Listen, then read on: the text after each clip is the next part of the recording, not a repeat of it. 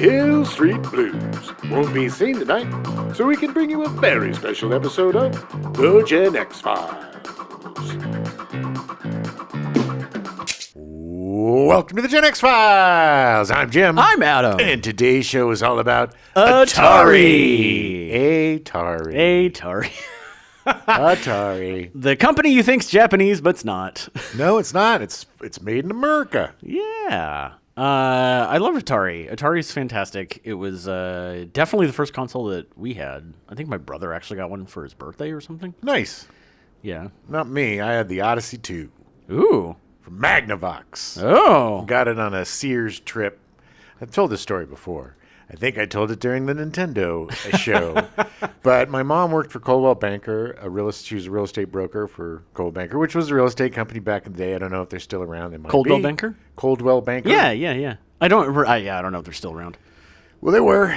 And then they were owned by Sears.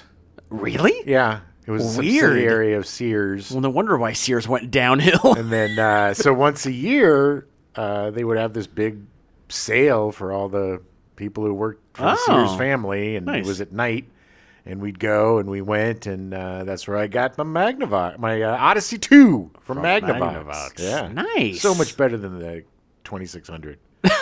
Great. All right. Well, I'm glad we're doing an entire episode on the 2600. It was so much better. It had this cool, it was useless, but it had all the bells and whistles that the Atari didn't have. It had this really cool futuristic console, and had this whole all these buttons that meant nothing, but it had every game came with an overlay for the buttons. And, everything was just really, really well done. The packaging for the games was exquisite, but it was still just blocks and jops. And it wasn't fancy graphics or anything. But they had a game. One of the first games that came out was very similar to the adventure game.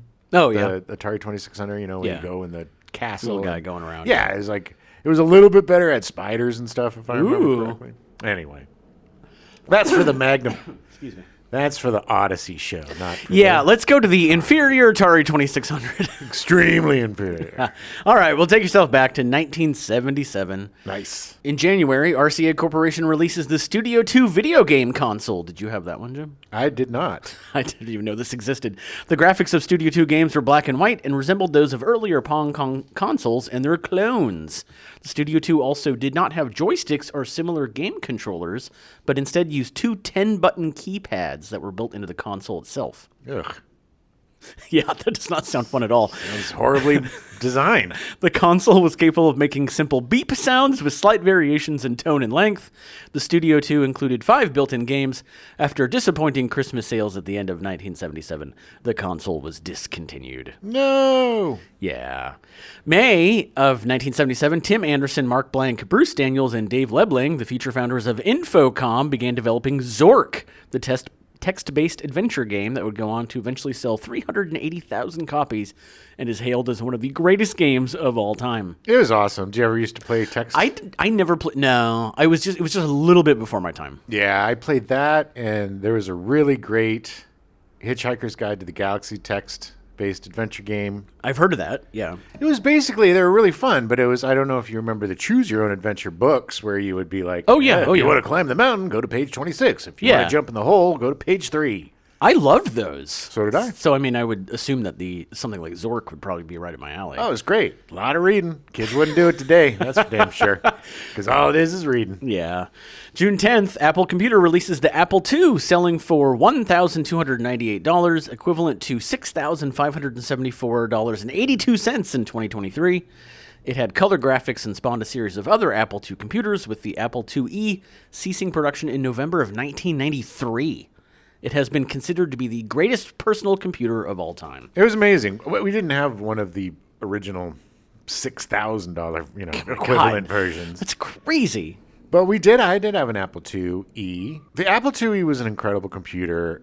That's really where my love of games. I had, I had the Odyssey, and then I had ColecoVision, and I had Atari 2600 Yeah, too. I yeah. mean, and I love that. With 2E, that's where I started playing role-playing games like Oh, yeah? Ultima. Ultima was like Yeah. still one of my favorite games of all time. My buddy Laser Tag Larry and I would play Ultima. I'd play Wolfenstein, the original Wolfenstein, okay, which was so cool because you could actually put on costume. You could put on disguises. Oh, wow. Oh yeah, it took video gaming to the next level with Yeah. Apple IIe. Like it went from blocks and bloops and bleeps and blops to actual, you got on a ship, and I mean, it was a little ship, but you got on a ship and an Ultima, and you go to different places. Yeah. It was truly. I mean, we would just sit there for hours. Yeah. Playing these games on our Apple IIe. I had my dad got an Apple IIc, which I think he got in like 87 or 88 maybe. Yeah. But I remember playing Rampage. Oh, yeah. I really liked Rampage. And then there was a Where in the World is Carmen Sandiego game that I really liked. Sure you did. Because I love geography. Yeah. And you like Hispanic girls. I like finding Hispanic girls.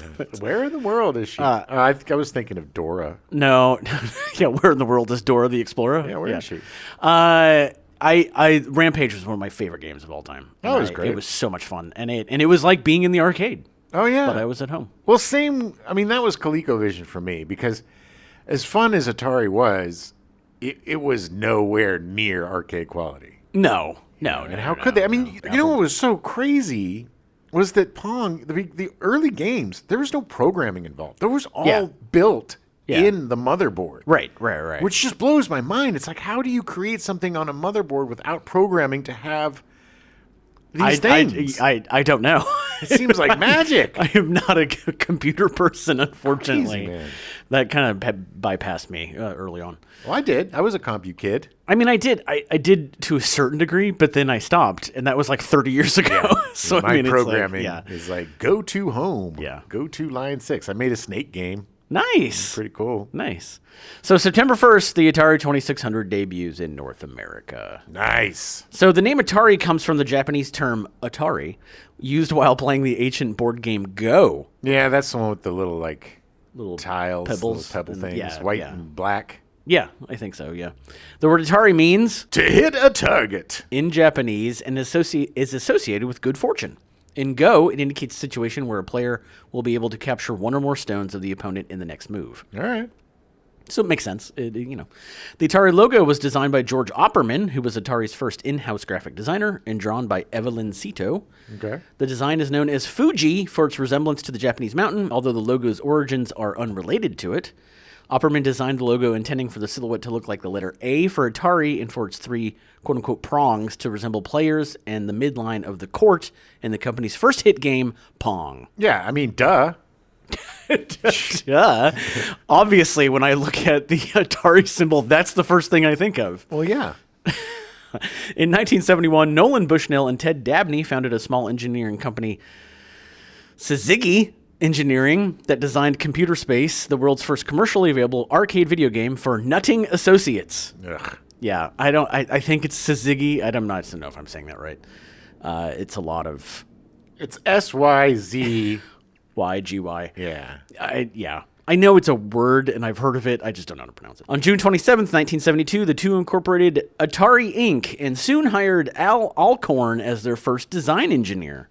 Okay. Bushnell asked Alcorn to produce an arcade version of the Magnavox Odyssey's tennis game, which we named Pong. Okay, so Magnavox came out first then, huh? They were cribbing from Magnavox. Yeah, or from the Odyssey. Let's just scrap this and make this the Magnavox Odyssey show. In 1973, Atari secretly spawned a competitor called Key Games, headed by Nolan's next-door neighbor Joe Keenan, to circumvent pinball distributors' insistence on exclusive distribution deals. Yeah, it was shady. Work in the system, yeah. Both Atari and Key would market nearly the same game to different distributors, each getting an exclusive deal. Joe Keenan's management of the subsidiary led to his appointment as president of Atari when Key was absorbed into the company in 1974. Nice. By 1976, Atari had completed two prototypes of what would eventually become the Atari VCS. What is that, video cartridge system? Yes, I believe so. The second prototype included a TIA, the television interface adapter that sent the audio and video signal to the television, a 6507, a more advanced microprocessor, and a ROM cartridge slot and adapter. ROM meaning read-only memory. Nice. Yeah. Thanks for that. Yeah, you're welcome. Bushnell brought in Gene Landrum, a consultant who had just prior consulted for Fairchild Camera, an instrument for its upcoming Channel F, to determine the consumer requirements for the console.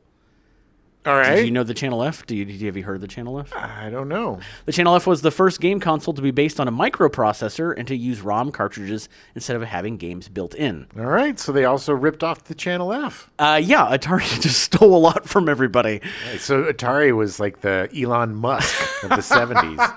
Yeah, and it paid off.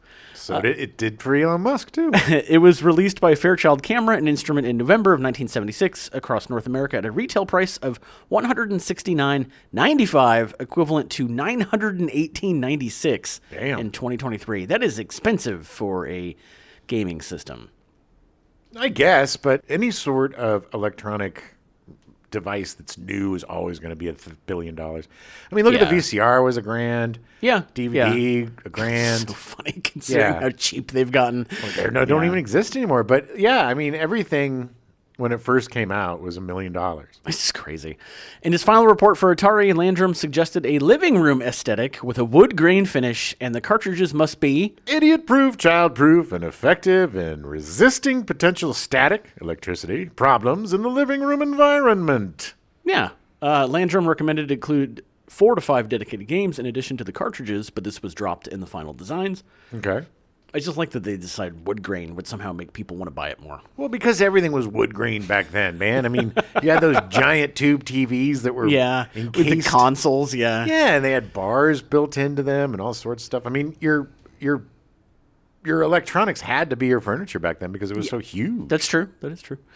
Atari was still recovering from its 1974 financial woes and needed additional capital to fully enter the home console market. Though Bushnell was wary of being beholden to outside financial sources, Atari obtained smaller investments through 1975, but not at the scale it needed, and began considering a sale to a larger firm by early 1976. All right, so they were they just couldn't get it done without a bigger dude, right? Yeah, they knew they wanted to make the VCS, which eventually became the 2600, but they just didn't have the money to research it and do it properly. They had the talent, but they didn't have the cash. Didn't have the cashola. Atari was introduced to Warner Communications, which saw the potential for the growing video game industry to help offset declining profits from its film and music divisions. Ugh. Warner Brothers. I'm so down on Warner Brothers these days, thanks to Mr. Zazie Zaslav. Negotiations took place during 1976, during which Atari cleared itself of liabilities, including settling a patent infringement lawsuit with Magnavox over Ralph H. Baer's patents that were the basis for the Magnavox Odyssey. Yeah. So guess what? They got caught. Good. They got sued. In mid-1976, Fairchild announced the Channel F, planned for release later that year, beating Atari to the market. By October 1976, Warner and Atari agreed to the purchase of Atari for $28 million. It's a lot back then. It was a lot back then. Warner provided an estimated $120 million, which was enough to fast-track the VCS. By 1977, development had advanced enough to brand it the Atari Video Computer System, not the cartridge system, the Video Computer System, and start developing games. I mean, it really could be the cartridge system. No, I mean, it makes more sense. The Atari VCS was launched in September of 1977 at $199, equivalent to about $1,010.34 in 2023. That sounds about right.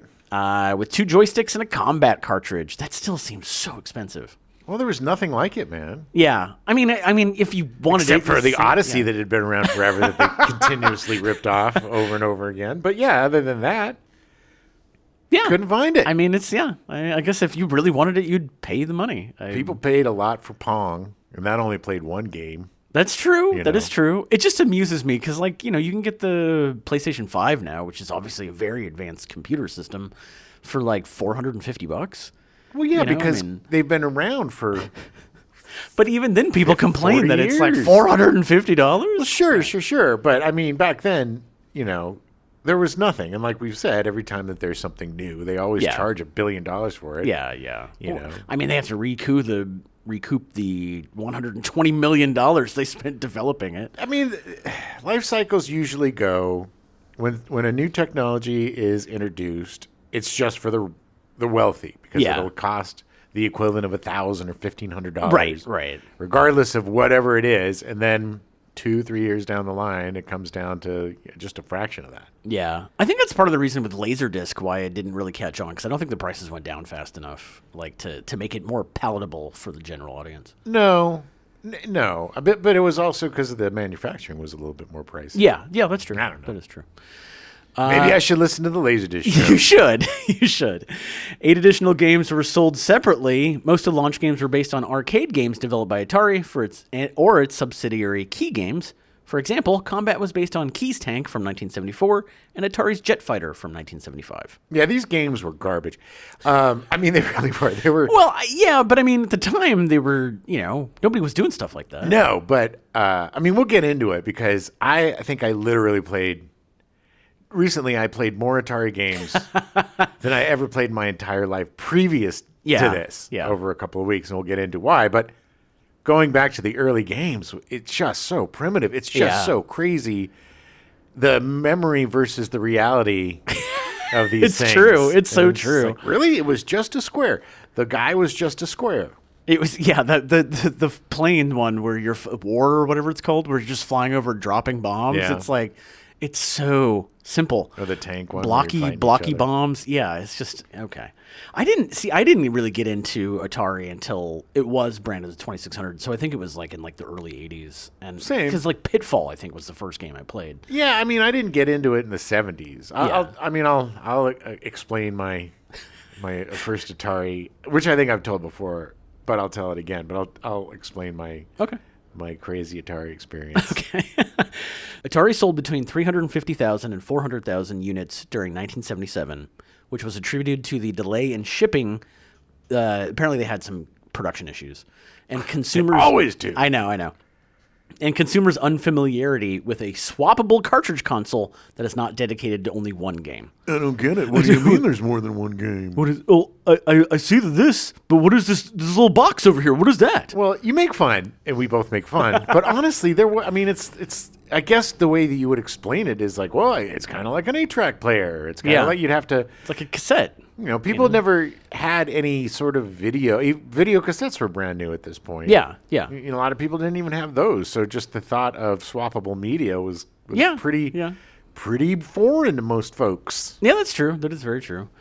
In 1978, Atari sold only 550,000 of the 800,000 systems manufactured. This required further financial support from Warner to cover the losses. Atari sold 1 million consoles in 1979, particularly during the holiday season, but there was new competition from the Mattel Electronics and Television and Magnavox Odyssey 2, which also used swappable ROM cartridges. Yeah. Yeah, so, I mean, technically the Odyssey came out before, but it didn't have the swappable thing until the Odyssey 2. Right. Yeah. And in television, I remember, that was like the big... Yeah. When that came out, everybody was like, whoa, because that completely changed everything with the different kind of... Didn't in television have, cassettes? Something like that? I know. Oh, I'm thinking of the Commodore 64. Never mind. Yeah.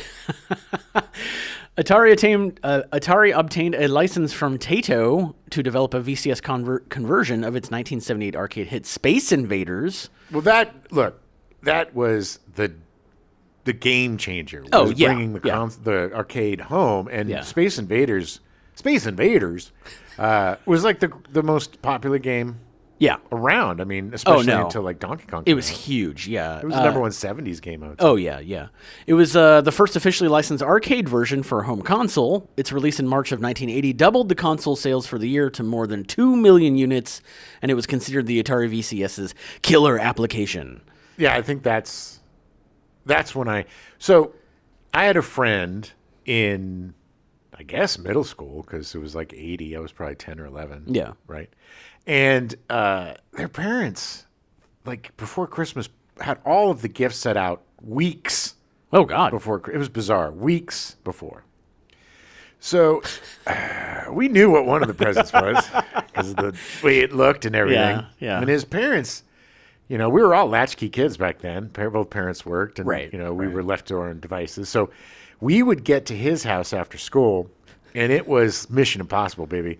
We would surgically remove the wrapping paper. Oh, yeah. Put it aside. take the box apart very slowly so we know how everything went, right? And then we would play for like 2 or 3 hours. And we would play Space Invaders. I remember playing Adventure, the game with like the key and the sword and the ducks. Yeah. The dragons, but they looked like ducks. They were ducks. Yeah. And then, but we would have to spend at least a half an hour putting everything back meticulously back into the bags and make sure that everything's bagged up and you had to make sure you stopped in time. Everything was perfect. And then we had to and then repackage and then rewrap and then put back under the tree perfectly and then pretend like nothing happened. But, and the funniest thing is when, by the time Christmas rolled around and he opened it up and they're like, "Whoa, what do you think? What do you think?" He was like, the acting wasn't even there. He's like, "Oh my God, I had no idea." But we played that thing for weeks. Wow. It was amazing, yeah. Wow. It's crazy. I can just imagine 10-year-old Jim running around. Quickly, the knife, just the tape, go under the tape. Well, we had to have skills back then. It wasn't as easy as it is these days. No, that's true. Sales doubled again for the next 2 years. By 1982, 10 million consoles had been sold in the United States, while its best-selling game was Pac-Man at over 8 million copies sold by 1990. Pac-Man propelled worldwide Atari VCS sales to 12 million units during 1982, according to a November 1983 article in InfoWorld magazine. An August 1984 InfoWorld magazine article says more than 15 million Atari 2600 machines were sold by 1982. Yeah, because they really started getting the arcade into the home then. I think like Asteroids was probably in there by then. Yeah. Centipede. Yeah, Missile Command. Missile Command was the one that we played a lot on. What was the one? The circle one? Where Tempest. Tempest. Yeah, I remember that in the arcade. Tempest, I think, was like 83, maybe. I remember the Vector games came out. Well, they had been. Vector. I mean, they had been in the arcade for a while, but it took a bit for them to get into the home console. Well, because it also, this and even Asteroids were vector-based games where it wasn't the same kind of graphics at all. Right, It was weird. Asteroids is phenomenal. It's such a cool looking design. Still to this day, probably my favorite. Asteroids? Yeah, I think I told you the other day, if I get FU money, which is very very thin possibility at this point, but I would definitely get a classic Asteroid stand-up, like arcade machine cabinet. Sorry, arcade cabinet. Yeah, because I worked at a place that had one of those, and I still played. It was just like being back in the 9 years old again, and can smell that pan pizza cooking and Pizza Hut. Sitting there. I have considered a number of times getting one of those cocktail arcade cabinet machines. Yeah. And like putting it out by the bar or, finding somewhere to put it out by the bar because they're just so awesome. Oh, yeah. I mean, those were the best when you would go to Pizza Hut and you would sit at the Centipede machine. Yeah. You'd wait for your pizza and you'd play your red cup. Yeah. That was all pebbled and stuff and drinking your soda. Yeah. Yeah. Yeah. Out of the pitchers. Yeah. Man, that was like Saturday night. It was a real restaurant. Pizza Hut was like a real restaurant. We never actually ate at Pizza Hut. We would just order it and then go pick it up. Oh. But while we got there, my mom would always go there like super early. And maybe part of it was because she knew I wanted to sit down and play Pac-Man or something. Yeah. But she would always just hand me a quarter and I'd be sitting over there waiting. And some nice Pizza Hut lady'd come up and be like, "Do you want a soda?" And I was just like, "Okay." Yeah, we get drops off. No, yeah. Drops off and get some pizzas and some root beers and play some games. Yeah. God, I miss old Pizza Hut. Yeah, it was fun, man. I mean, I guess you could go to Dave & Buster's now. Ugh, that's so much worse. In 1982, Atari launched its second programmable console, the Atari 5200. To standardize naming, the VCS was renamed to the Atari 2600 Video Computer System, or Atari 2600, derived from the manufacturer part number CX2600. By 1982, the 2600 cost Atari about $40 to make and was sold for an average of $125. So $125, it's got to be upwards of like probably $600. Well, yeah, because I mean, it was $1,000 a couple of years ago. Yeah. I mean, a couple of years from then. Yeah. The company spent $4.50 to $6 to manufacture each cartridge, plus $1 to $2 for advertising, wholesaling for $18.95, equivalent to $60.42 in 2023. So they would wait. That's what they would cost the consumer was $18.75, or that's $18.95 was how much a cartridge would cost retail. That's not too bad. Which the irony is that that's equivalent to 60/42, meaning that games now are pretty much on track of the same cost as they were 40 years ago. Yeah, well, they were. I mean, they dropped up to $70. PC, PS5. Blah, blah, blah. I have a strong feeling that the Grand Theft Auto 6 is going to cost $100. Just the basic game? Yeah. Oh, I think we're going to go $99. Oh God! There's been rumblings, and I know that is Benzies. Is he still the head of the? I don't know. Well, anyway, one of these guys on the earnings report, and that's the call that they have to all of the investors and board members and all the people that are the big muckety mucks in the group. And during the call, he repeatedly said that he thinks games are way too cheap for the amount of entertainment. Yeah. And I get it. Look, I mean, we got what? 11 years worth of entertainment with the last Grand Theft Auto. But we bought it 3 times. I paid for it 3 times, and yes, I mean, granted, I wasn't spending any money on GTA Online, but like they were making money off that. Yeah, and they still will. It's just I don't F your fans, man. I know. Look. I get it. I'm okay with $70 for this generation. Yeah, going up $10. Yeah. $70. It seems like a lot for a game. I'm not happy about it, but I'm willing. I'm willing for something that seems good. Considering it's about $20 to go to a movie, right? Right. And it's definitely better than. It's a lot more entertainment, depending on the game. Than 3 movies. I mean, you're definitely getting more than 6 hours worth of content. And the beauty about video games is. The price point goes down so quickly, that is true. Whatever that is true. Game is $70 within 3 months. There's going to be one at some point. It's going to be on sale for $45 or $50. Yeah. That's true. That is very true. But if you're willing to wait, I think $100 is too expensive, but I don't mind. Also, look.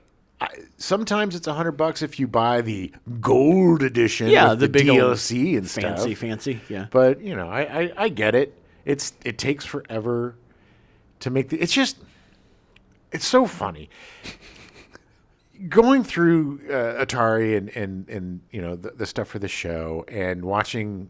We'll get into it, but that incredible 50th anniversary thing that we both did.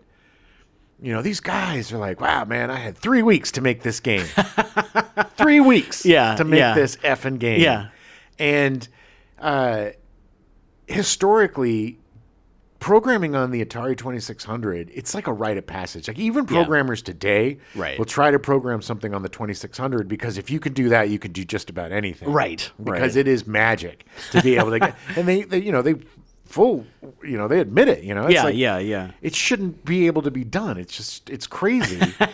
And 3 weeks. Now it takes anywhere from 5 to 7 to 10 years sometimes. I'm pretty sure that GTA 6 has been in development since like 2014 or 2015. Probably. At least, And it's still not done. I mean, these things are so complex and so complicated. Yeah. And people are like, well, how can you release a game that's in such a horrible state of whatever? And it's like, I get that, but there's so many things that can go wrong on these new games. It's not Joust, where you're just going from one side to the other on your ostrich, shooting people.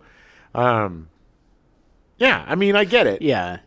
I mean, they are very complex little machines. You know what I mean? Like it's very complex, and one little thing can make it go very well. Oh yeah, and something that you don't even like when I was playing Spider-Man 2, I did like zlip zlap zloop, and then I was inside a building, and they probably didn't zlip zlap zloop it 18 times to figure out that could happen. Right. It just happens. It's just funny that something that used to be able to be programmed by one guy in a couple of weeks and then packaged a couple of weeks later, it takes forever. And it also takes hundreds, if not thousands of people to make a AAA game. Oh, yeah.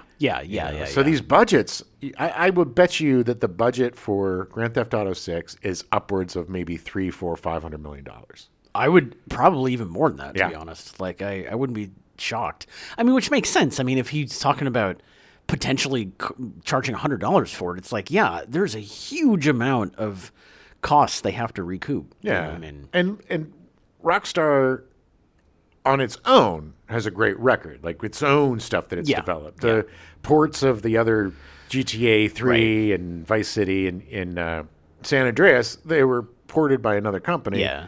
Well, I mean, I still blame Rockstar for putting out an they still inferior product, let it happen. Yeah.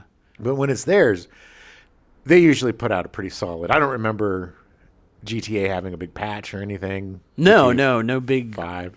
real big issues. I think Red Dead Online, they had to do a pretty big thing for because when it first started, it was hard to get on. Both yeah. GTA Online and Red Dead Online had a ton of problems, but the games themselves, Yeah, were like yeah. the game proper, The thing that you're technically paying for, it was fine. Yeah, it wasn't like Cyberpunk, which was released in dismal state. Whoo. But hey, you know what? CD Projekt Red, good company. They fixed it, 100%, and now it's even better. Oh yeah, it's one of the best games ever, and it just goes to show that if you stick with the product and you make it up to your fans will forgive you, and then they'll want to play the product. I mean, Exactly. I think CD Projekt Red did a really good job of atoning for their sins, I agree. just like Hello Games and No Man's Sky. Yeah, there you go. Which was a billion promises and none realized. It was so much bluster, and then people were very underwhelmed. And now it's amazing. I mean, Now it's a completely different game. It's gone way past anybody's expectations, and all for free. All for free. Right. Nothing cost you a dime. Yeah. So Activision was founded on October 1st, 1979 in Sunnyvale, California by former Atari game developers upset at their treatment by Atari in order to develop their own games for the popular Atari 2600 home video game console. Yeah, these games were making millions and millions of dollars. Yeah. And they would get... the one guy was like, yeah, I just programmed this game that sold like 15 million copies or whatever, and this was my bonus. And it was a thing that says, hey, you get a free turkey. He was like, you know what, turkey? Yay! I'm leaving. I get it, you know? Activision was the first independent third-party console video game developer. In 1980, Atari attempted to block the sale of the Activision cartridges, accusing the company of intellectual property infringement. Okay. A lot of that, I think, also is because of Warner Communications. Just saying. Well, it's also they actually were. I mean, I know. To use proprietary, technology to make these cartridges, they had to have used copywritten. This is a history of they should have just paid their developers better. I mean, they could have made all that money that Activision made, Atari could have had if they had just treated their employees better. I will say, I've said it before, I will say it again. There is enough money for everyone in these businesses. Yes. If you don't pay your CEO $1 trillion, there's enough money for everybody to live happily. Yeah, everybody will make money. The two companies settled out of court with Activision agreeing to pay Atari a licensing fee for their games. This made Activision the first third-party video game developer and established the licensing model that continues to be used by console manufacturers for game development. Activision's still around today. It is. Not that great a company, but it's still around. Pitfall in 1982 was the most successful Activision title with at least 4 million copies sold. Everybody played that game. That was like our Indiana Jones. Yes, it totally was. It was such a great game. I was so bad at it. It's so funny because it's just the same thing. It's just you swing a rope over a couple of alligators and you're running across the screen, jumping over a pit, and then sometimes you go into a cave, and then usually you fall die in the pit. Yeah. Activision's success led to the establishment of other third-party VCS game developers, including U.S. Games, Telesis, Games by Apollo, Data Age, ZimMag, Mystique, and Comavid. Which I don't think any of these exist anymore. Well, Comavid, I think, was from Commodore, right? Oh, probably. Mattel and Coleco, each already producing its own more advanced console, created simplified versions of their existing games for the 2600. Yeah, they would put out Donkey Kong, because ColecoVision had the, I think, exclusive rights to Donkey Kong. Yeah. But yeah, they would. Everything had everything back then. I don't think there were very many exclusives. Yeah. Mattel used the M Network brand name for its cartridges. Third-party games accounted for half of VCS game sales by 1982. In addition to third-party game development, Atari also received the first major threat to its hardware dominance from the ColecoVision console. That's the one that I love, ColecoVision. I think that's my favorite console. I don't think I've ever played ColecoVision. ColecoVision was a lot better than Atari. And it had Donkey Kong. It was definitely more advanced. Yes. And it had this really great peripheral system where you could buy a thing to chunk into the front and it would play 2600 games. Oh, really? Or chunk into the front and play in television games. Yeah. So you could get an adapter or a couple of adapters and then you would have every system. It was amazing. You could play whatever, yeah. Coleco had a license from Nintendo to develop a version of the arcade game Donkey Kong, released in the arcade in 1981, which was bundled with every ColecoVision console. Oh, yeah. Coleco gained about 17% of the hardware market in 1982 compared to Atari's 58%. So Coleco was the rebel, the independent that you got if you wanted to really stick it to Atari. It was the new kid on the block. Yeah. It was. And, of course, Atari's going to keep a hold because it was the first one there. Yeah. But ColecoVision was definitely a superior product. Yeah. With third parties competing for market share, Atari worked to maintain dominance in the market by acquiring licenses for popular arcade games and other properties to make games from. Pac-Man has numerous technical and aesthetic flaws, but nevertheless more than 7 million copies were sold. Yeah, it wasn't very good. I mean, it really wasn't. It was very repetitive. I just remember, and I wish I could have played it, but the one I remember the most is the Indiana Jones game. Oh, yeah? But I wish I could. I totally remember playing the E.T. game and just how unbelievably frustrating it was. I remember that was probably the first time I ever rage quit a video game was E.T. But I just remember really liking the Indiana Jones game. But for the life of me, I can't remember. I'll have to look it up. Yeah. Heading in the 1982 holiday shopping season, Atari had placed high sales expectations on E.T. the Extraterrestrial, a game programmed in about 6 weeks. Yeah. Atari produced an estimated 4 million cartridges, but the game was poorly reviewed and only about 1.5 million units were sold. It was just dumb, man. It didn't really have anything to do with E.T. It didn't make any sense. And it was... Walk over here, fall in a hole, don't get out of the hole. That was the whole game. It was one of, if not the first, licensing fiasco. Yeah. And, luckily we didn't have any since then. Oh, no. All licensed games have been perfect. It's been awesome. Warner Communications reported weaker results than expected in December 1982 to its shareholders, having expected a 50% year-to-year growth, but only obtaining 10 to 15% due to declining sales at Atari. Because nothing was getting better. It was getting worse. If you want to continue growing. And another thing, too, that they did not have any concept of was generational hardware. Yeah. Where you would get, go to the 2600 to the 5200 to the 7200. There was nothing like that. Right. There was no creating better technology or whatever. No.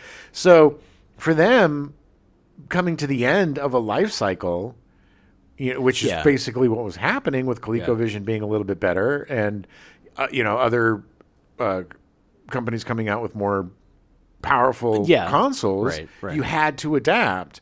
And by the time they started adapting, it was almost too late. Yeah. They were playing catch up quite a bit.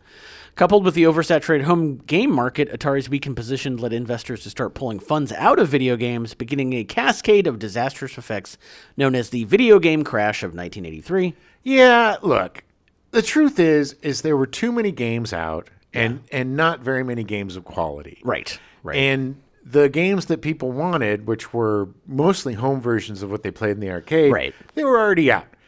Yeah. So, and there just wasn't the innovation that we have now. The video game industry was very stagnant. Yeah. And it also didn't know what to do with itself after a while. Right. It's like, how many tank games can we make? Yeah, how many variations of things shooting at things can we do? Plus, you're very stymied by the technology too. There's only so many things you can do, and then they're like, well, are people going to buy a whole new console and all new games? I mean, it's kind of like what we're talking about with the CD and Laserdisc. Like, are we gonna redo our libraries again? Right. Or are we going to buy GTA 5 3 times? Yes, we are. Many of the third-party developers formed prior to 1983 were closed, and Mattel and Coleco left the video game market by 1985. In September 1983, Atari sent 14 truckloads of unsold Atari 2600 cartridges and other equipment to a landfill in the New Mexico desert, later labeled the Atari video game burial. Long considered an urban legend that claimed the burial contained millions of unsold cartridges, the site was excavated in 2014, confirming reports from former Atari executives that only about 700,000 cartridges had actually been buried. Only. There's a great documentary about that, too, Yeah. by the way. I forget the name of it. But they do and they go. Because, it's funny. There was that rumor for years and years and years. That there was just this. There was a place where they were just all buried. Yeah. And it was true. It was true. Buried their shame. But it wasn't just E.T. that was buried there. Oh, no, there was all lot. sorts of different games. Yeah. Atari reported a $536 million loss for 1983 as a whole and continued to lose money into 1984 with a $425 million loss reported in the second quarter. That's a lot of money. Yeah, well, this was also about the time where this was also around the time where arcades were losing their luster. Yeah. Games were kind of stagnant too. There wasn't a lot of really great stuff coming out. There wasn't a lot of originality, and there wasn't a lot of like story-based stuff, and it's like there was nothing that you could really sink your teeth into. Dragon's Lair. Yeah, well, yeah, in the arcade, sure. But I mean, like, you look at something like E.T., it's like, oh, I get to play the movie, and then you're just running around falling in holes. And it's like, what is that? Garbage. It is garbage. That's why it ended up in a landfill. By mid-1984, software development for the 2600 had essentially stopped, except for by Atari and Activision. Warner, wary of supporting its failing Atari division, started looking for buyers in 1984. Warner sold most of Atari to Jack Trammell, the founder of Commodore International, in July 1984 for about $240 million, though Warner retained Atari's arcade business. Yeah, that makes sense. Trammell was a proponent of personal computers and halted all new 2600 game development soon after the sale. The North American video game market did not recover until about 1986, after Nintendo's 1985 launch of the Nintendo Entertainment System in North America. Listen to our Nintendo show for that history. Yeah, Nintendo came around and Mario saved the video game business because it was platformers that saved the video game business, and it had a better product. I remember everybody in college had a Nintendo. Oh, yeah. And then Nintendo became, like Coke. It became the brand name. You playing Nintendo? You got a Nintendo? You getting your Nintendo? But it needed that shift, man. It needed the colors. It needed the sound. It needed something to bring people back that wasn't just the same old bleeps and blops and bloops and blocks. It's really amazing going, even just from 82 to 85, the difference in quality between like the 5400 or 5600, whatever the hell it's called, the second generation Atari to the Nintendo. Like, it was just huge. Well, the original games held 8 bits, not kilobits. Yeah. Bits. Yeah. 8 bits of material. I don't know what you want to call it, but it's like not even kilobytes, It's like we look at kilobytes as the tiniest thing there is, but they're smaller than that. Yeah. It's just it's basically you could draw stick people. Yeah. And then you could paint. It was like a very different world. I mean, it was still pixelated, but you went from 8-bit to, I think we're at 32-bit for Nintendo, right? It was 16? The Super Nintendo went up to 16, and then the Nintendo 64 was 64-bit. 64-bit. Yeah. And now I have no idea. Now it's just like exploding out of the ballpark. But what's so crazy is all of this happened within 5 years. Basically. I know. It's crazy. We don't even get a video game announcement to development to getting it in our hot little hands in 5 years. No. It's just crazy. Yeah. It's like the life cycle of a console now is like, what, 7 years, 5, 7, 10 years? About now 7 years, 7, 8 years. I mean, it's getting less now, yeah. They're already working on the PlayStation 6, which they say is going to come out 2026 or 2027. I mean, that just seems so quick. Well, I guess the original, that's about right, because the original came out in 2020. It was, I mean, it's hard to believe the PS5 now is almost 3.5, 4 years old. Yeah, it's crazy. Time wigs by, man. It's crazy. The pandemic did not help at all. Everything feels like it was either 20 years ago or yesterday. True. Yeah. The Atari Corporation released a redesigned model of the 2600 in 1986, supported by an ad campaign touting a price of under $50. Yay! With a large library of cartridges and a low price point, the 2600 continued to sell into the late 1980s. Well, yeah, I mean, it's look, parents don't know, so they'll just be like, "I'll get you an Atari." It's the same thing as a Nintendo. And there's some people that preferred that. I mean, I'm sure there were the haters of the Nintendo system. I need to play the Atari. You know, I mean, okay. Well, those people are dumb. It's like, oh, I don't want to go to a museum. I just want to see a cave painting. Atari released the last batch of games in 1989, including Secret Quest and Fatal Run. By 1986, over 20 million Atari VCS units had been sold worldwide. The final Atari license release is the PAL-only version of the arcade game Klax in 1990. Okay. Yeah. After more than 14 years on the market, the 2600 line was formally discontinued on January 1st, 1992, along with the Atari 7800 and Atari 8-bit family of home computers. In Europe, last stocks of the 2600 were sold until summer/fall of 1995. Oh, wow. Like, that was... It was only a couple years later when the first PlayStation came out. It's true. A series of flashback consoles have been released since, with the latest coming in the middle of November 2023, called the Atari 2600 Plus, that comes with a 10-in-1 cartridge with 10 games and plays old cartridges while being 80% of the size of the original console. Yeah, because it's like you could make it the size of a cartridge if you wanted to. I mean, you pretty much can buy now, literally with every single Atari game ever made on a cartridge or a thing that you just plug into your HDMI cable or slot, and you get to play games. Yeah. There is also the 50th anniversary game/documentary that includes original promotional materials, an exhaustive documentary, and playable games from the company's history throughout an interactive timeline. Yeah, okay. So if you are a fan of Atari and you own a console, you need to buy this. Because this is one of the greatest interactive documentaries I have ever seen. Yeah. The amount of material, the fact that you can see all of the different flyers and all of the posters, The graphics, the promotional the original posters, graphics and stuff, yeah. And they have little movies and interviews and talking to the guys that invented it and the guys the actual guys, yeah. The dude that made Yars Revenge, bro. What? When I said I played more Atari games in the last couple of weeks than I have my Atari life, is because they have so many games on this. And what's really fun is it goes through the timeline, and it starts with Atari's arcade games. Mm-hmm. So you go through and you see all the promotions, and then you get to play Centipede, and you get to play Pong, the original Pong. It's really fun.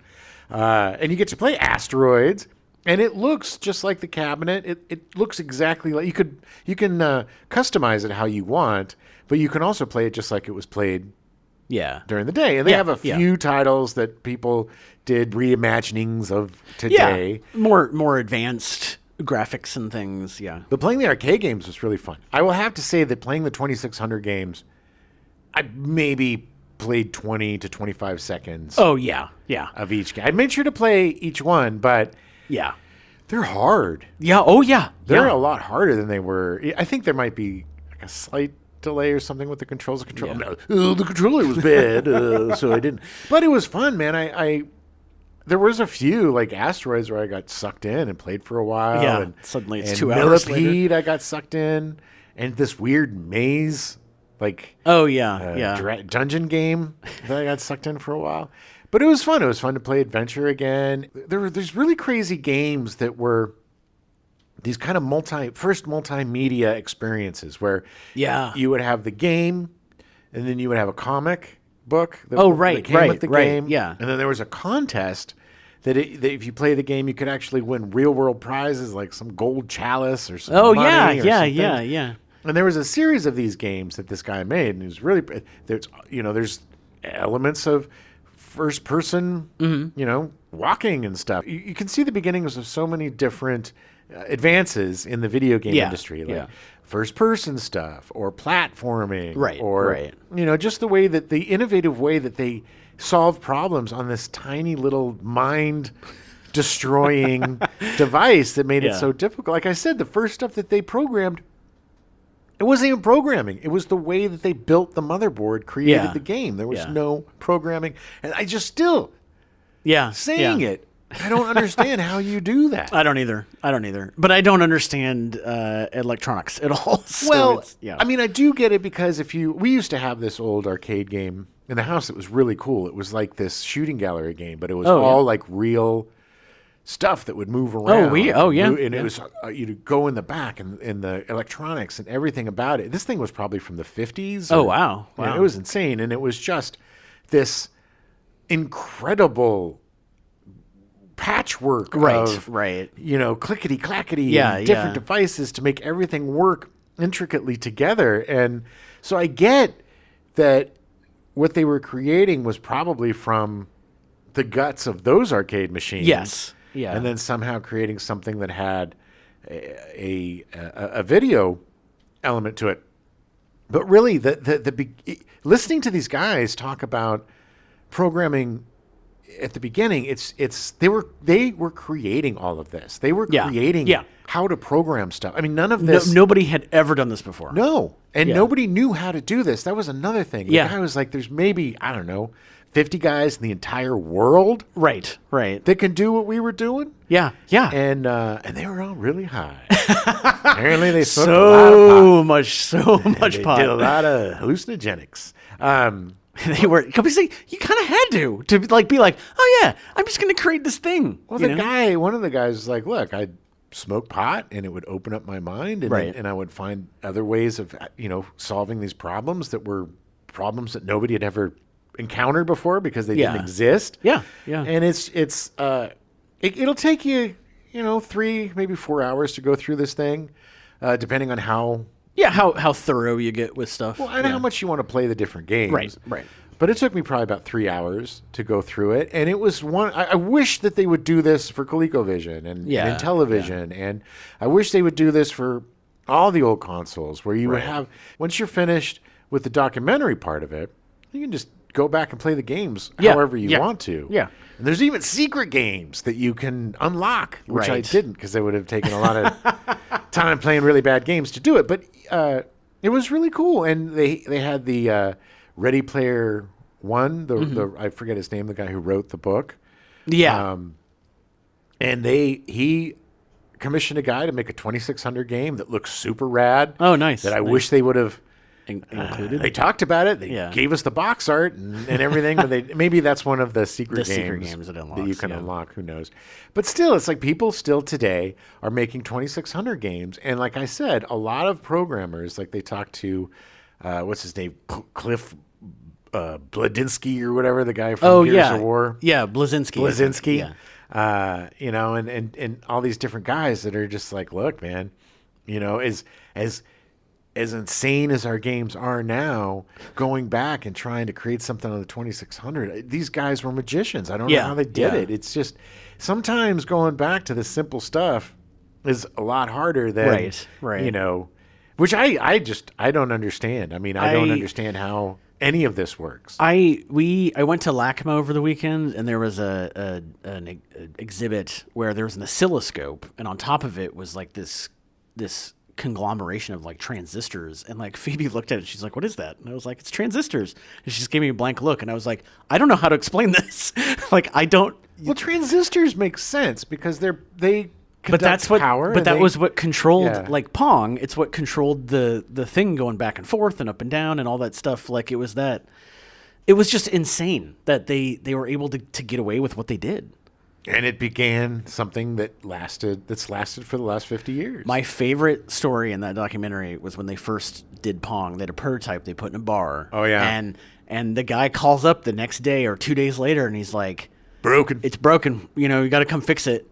And Alcorn, he goes in, and he's like, I don't know what the hell's going on. And he opens it up, and it wouldn't play because it was jammed full of quarters. Yeah, too many quarters. Like, it wouldn't play, and it wouldn't take any more quarters. And he was like, every 2 days, we'd go in and pull out $100 from this thing. It was crazy. Yeah. It just shows people will go after whatever's new if it's, if it's got good quality or if it's something that, look, nobody had heard of anything like this before. No, and Pong was a miracle. And I remember going into people's homes and being like, you have a Pong machine? You must be rich. Because it wasn't cheap. No. The original Pong was not cheap. I had a friend in middle school who, or elementary school, who I would go over and watch like WrestleMania stuff with him because his dad had the giant satellite, and he would pull it in, even though it was quote unquote pay-per-view. But his dad was a huge technophile, and he had a Pong machine, and it just blew my mind. I was just like, and granted, I mean, at the time I was probably like 7 or 8, but I was just like, what the hell? I was so used to Nintendo, and then seeing this machine, I was like, oh, okay. But it was a full-on like arcade cabinet, like Pong, yeah. There was also like, the people that had the knockoff, the Poom or the Pring. There was sort of, because there was a lot of knockoff Pongs. Right. Table tennis. I think even Magnavox probably had one. A table tennis. Well, that's what they were technically ripping off Magnavox, which was a tennis machine. But they made it better, and they were able to market it and make people want to play it. Well, the Atari 2600 is like an iconic machine that is easily recognized. If you see it, you know exactly what it is. Oh, yeah. It's very simple, but very complex. And it started my lifelong love of video games. Yeah. You know? I mean, it was huge. It started a lot. I mean, a lot of people play video games now still because of the 2600. It changed my life. I mean, it literally changed my life playing video games. It's just probably for the worst. But still, I think video games get a really bad rap, just like anything else, because people don't really understand them. But honestly, they're great for keeping your hand-eye coordination. If you're an older person, it's really good to play games because it keeps you mentally fit, because there's all sorts of puzzles and things to solve. And there's a type of video game for everybody. If you just want to play Jeopardy, you can play Jeopardy. If you want to be a cowboy, you can be a cowboy. If you want to be a space marine, be a space marine. If you want to play FIFA or football or American football or whatever you want to do, there's a game for it. There's a game for you out there. And it's also never been a better time to be able to go back and relive these older products. And I would say just skip all the consoles and the cheapies and the plug and play. Right. Because it's just going to get dust. You're not going to play it. It's one of those things that seems really cool because you're like, oh yeah, man, Atari, I love that. Yeah. You get the 50th anniversary. Yeah, get the disc. You can get it on. I'm pretty sure it's available on everything. It should be. Yeah. The one thing that is disappointing about it is that a lot of the licensed games they couldn't include. There's no ET. I would have loved to replay that crap game. There's no Indiana Jones. There's no Pac-Man or Donkey Kong. Just the Atari game. So there's Centipede and there's Asteroids, but those were Atari games. And there's not any Activision games. No. Like Pitfall and stuff like that. Which is a shame. But still, you get probably 100 games. At least, maybe. Yeah. And it goes all the way through to like the Lynx and like stuff that was in the early 90s. And and the interface is great. So if you're playing like the Lynx was the first swappable cartridge handheld. Right. I think. Right. It was before the Game Boy, before all of that. Yeah. And when you play the Lynx game through the 50th anniversary thing, it's got a Lynx interface. So it looks like you're playing on the Lynx. And it does that with everything. There's like a Simon. You remember Simon? Meep, merp. Oh, yeah. We all played that, the round thing. Well, they have their rip-off handheld version of Simon. Yeah. And they just have the handheld there, and it plays like, it's just really clever the way they do it, and it's the best way to kind of relive all of your youthful video game memories. Without a big commitment or you don't have to buy a bunch of crap. Just buy the game and you play through it. And all these new Atari systems and stuff coming out, I don't know. I mean, I don't. I mean, if you have the old cartridges and like your original Atari doesn't work anymore, then buy the 2600 plus. And if that's your jam, I get it. The games are super complicated now. A lot of people are like, F that. I don't want anything to do with it. It just seems too hard. I want to go back to the basics. Basics. Then grab one. But Atari, we wouldn't have Red Dead Redemption 2 if we didn't have Gunslinger or Duel or whatever that was. Yeah. It's just funny to think that at the same time we were watching Foul Play and Archie Bunker. Yeah, There were video games. But the video games back then were just, you could beat them in a day. Yeah. Yeah, if you were good enough. Yeah. And a lot of them were just... Some were very hard. And the thing about the 2600 and the thing about the old school video game systems, they really were about sharing, about playing with somebody else. Yes. There weren't very many single player experiences. No.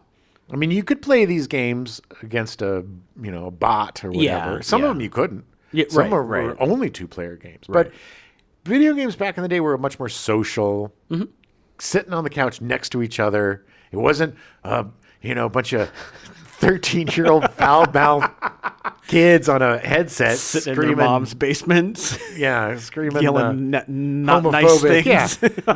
Yeah. But that's why it had the wood grain, because it was supposed to be part of your home entertainment system. It was, and you sat down and you played video games for the night as a family. And it was an extension of your game night. Yeah, let's play Monopoly. Whoa, let's play Atari. It was part of your life rather than your life. Which, video games. And I've been 100% guilty of zoning into a game for a few days. And you come rolling out of that like, did I shower in the last 3 days? What have I eaten? And those days where you're up until 4 o'clock in the morning trying to get to the thing. I mean, we've all of us hardcore gamers have definitely been there. But that for me didn't happen until the Nintendo, because then you got Mario Brothers. Then you got stuff that was single player. Right. You still play with your buddies. You would, I don't always say your buddies. Your buddies. Anyway, you would play with your friends.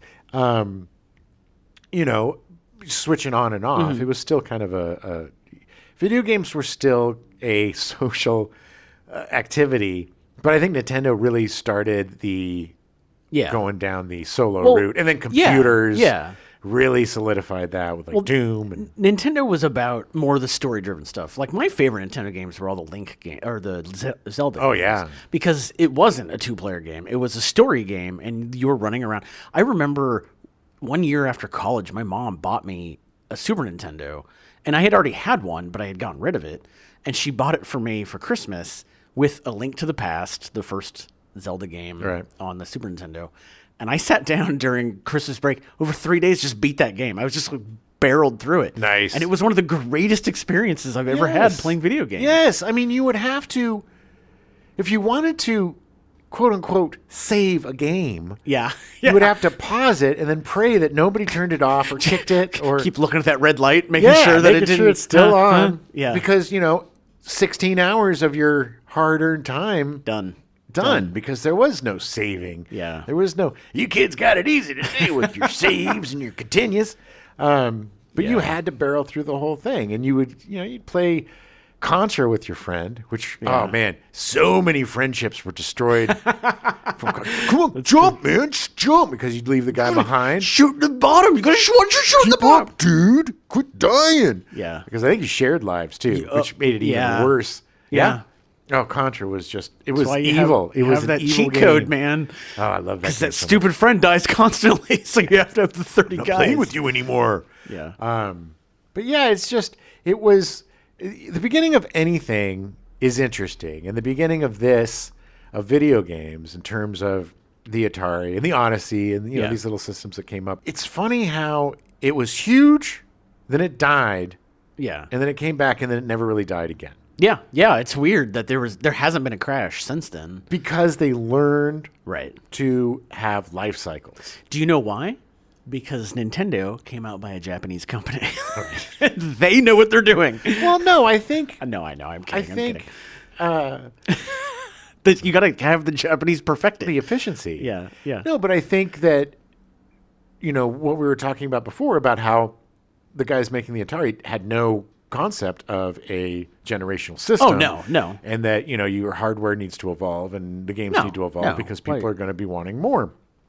They were looking at it as like a movie or a television system. Right. Which is we keep within this. And then I think once they realize that the manufacturers have to move on pace with technology, then it's a death-proof system. Right. They've tried. Live service games, they tried. Loot boxes, they tried. The problem is the greed of the companies is what we have now. Yeah, we didn't yeah. really have that back then. These were basically, even though it was a multi-million-dollar company, it was a mom and pop company. Just a few dudes making stuff happen. Yeah, just hoping that it would sell well, Right. and then suddenly it's like, holy crap, we've sold 15 million units. And who were genuinely interested in bettering themselves, making better games, and competing against each other to see who could make the better game. Right, And right. pushing the industry because of pride and just they wanted to play the games too. Yeah, exactly. And it's like, and now, we're at a place where it's so corporatized and everything is made by committee and there's 1,000 different executives that are, it's just how we get these games that get so far and then get canceled and then you don't get to see them anymore. And, or a game can come out completely broken. Right. Or a game can come out like that Kong Walking Dead. Island. Or the same same company made both of them. It's just garbage. Just cash grabs. But there's still the spirit of the Atari is still alive in a lot of indie developers and stuff, and like there's a lot of really great little indie games. Devolver Studios is really good. The company that made the Ascent, which is like I think 7 guys in Poland somewhere. Yeah. I mean, there's it's still out there. It's still alive. But there's room for everybody at the table. Well, Adam makes a really good point. If you do have a video game system, if you got yourself a PS5, you're going to get your kids, you get yourself a PS5 or an Xbox for the holidays coming up. Make sure to check out the indies because they're doing some really interesting and innovative stuff. Yeah. And B, they need the money. Yeah. Let's keep it supported. They deserve your dollars. Because some of the greatest, Oxenfree is a really great little indie game. Yeah. They made Oxenfree 2. Dredge is another one that people are really loving. Or like the, what was it called? Not Silicon Valley, that something Valley. Stardew Valley. Stardew Valley. That guy. I mean, he did the whole game by himself. Yeah. He's still working on the game. Yeah, you can it's just as it's important to support your indie musicians and your indie restaurants. If you're a gamer, support your indie gamers, your game companies, because they're not making a ton of money. They're not in it for the money. They're in it because they love it. They're in it because they love you and they want to give you something fun to play. They want to play that game. But, it's crazy that we've come from Pong to Cyberpunk, Yeah. It is. It really is. Like Pong is in Cyberpunk. Yeah. It's like there's 3 or 4 video games inside the video game that are better than any of the video games that were out at this point, which is insane. But what a fun month. And honestly, I had a blast playing all those games. Yeah. It was, I swear to God, no joke, when I was playing the arcade games, I could smell the pan pizza from Pizza Hut. And I could smell the root beer in the pitcher. Nice. With way too much ice. No salads. Yeah. But it was just a joy. So if you love that stuff, definitely pick yourself up the 50th anniversary collection. Yeah. You can get it for like $20 now. Yeah. It's been out for a couple of years. And it is so worth it, especially if you're a lifelong video game nerd like us. Yeah. It's so great to have in your collection. Like I said, I'm just hoping that this isn't a one-off. I hope that more companies it'd be nice do a retrospective and we get to see where everything come from and meet the guys that made it. Yeah. And these guys were really funny. There's one guy that seems like the stick in the mud. Yeah. Oh, he doesn't seem like the fun guy. I don't know if there's any drugs there. I don't blah, blah, blah. It's like, well, I don't smoke pot. anyway. Not that this, you don't have to smoke pot. yeah, Be cool. yeah. But this guy was just a bit of a stick in the butts. Yeah, well, I guess that's Atari. That's our Tech Toys month. We'll be back next week with our Stepdad show. It's our 150th episode. Our 150th. We're gonna have some surprises and some things and some fun. So be sure to come in and also one thing that I want to stress from this month, and one thing that I have it's turned me around too, and it's really got me to the place where I'm going to start making a few lists of things that I want to include in my collection. Is get back to physical media. Yes. Get back to physical media. We just had this news report come out a few weeks ago about how Warner Brothers is snatching thousands of TV programs from the PlayStation, stuff that people paid for. Yeah, yeah. You paid for this. Right. And they're going to take it away. Yeah. And you got no recourse. And that's... No. What people don't realize is that they weren't actually buying the thing. They were just buying a license for it. Exactly. And then Warner decided, nope. They got rid of the license. It's not PlayStation's fault. No. It's Warner Brothers' fault for getting rid of the license and taking it from you. So just the stuff that you love the most... Make sure you get it on physical media so you always have it to share with the people that you love. Buy the 50th anniversary on disc. Buy it on disc. Don't buy the digital version. Yes, definitely get it on disc because you're going to want it in your collection. Anyway, happy holidays to everybody who celebrates them. Yes. And we'll be back next week. Fat and sassy. Your stepdad's talking about all the physical media we got for Christmas. Attributed to the delay in shipping the units and consumers' unfamiliarity with it. Oh my God. All right.